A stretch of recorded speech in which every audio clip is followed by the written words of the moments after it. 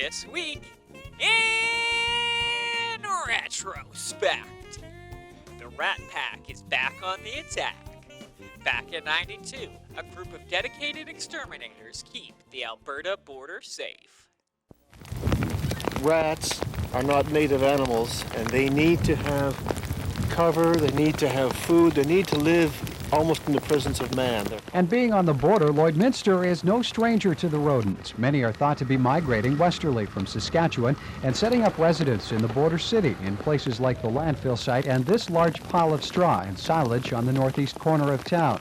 Now more and more are being spotted in the city itself. I think that the numbers of rats that have been seen there tells me that some of the young animals that may have wanted to migrate away from the dump have certainly been the ones that have been spotted in town and the ones that have been killed in town. Ones that are looking for a new area to populate and to move into.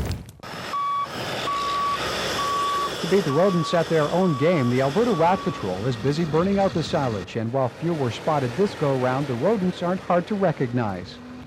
The animal itself, this rodent that has a long tail almost the length of its body. It is a tapered, round, cylindrical tail. It looks like a rat tail file, as it were. Fairly hairless. There are little stubby hairs on it, but it's mostly hairless. And who done it? Back in '97, a local writer inspires murder and mystery for your next party. These fingers have been writing up a storm for mystery lovers across North America. Mysteries by Vincent provides a perfect way to entertain your dinner guests with a night of murder and suspense. They're ridiculous, they're goofy, they're not true crime. They're fun to put on. More and more people are doing home entertaining.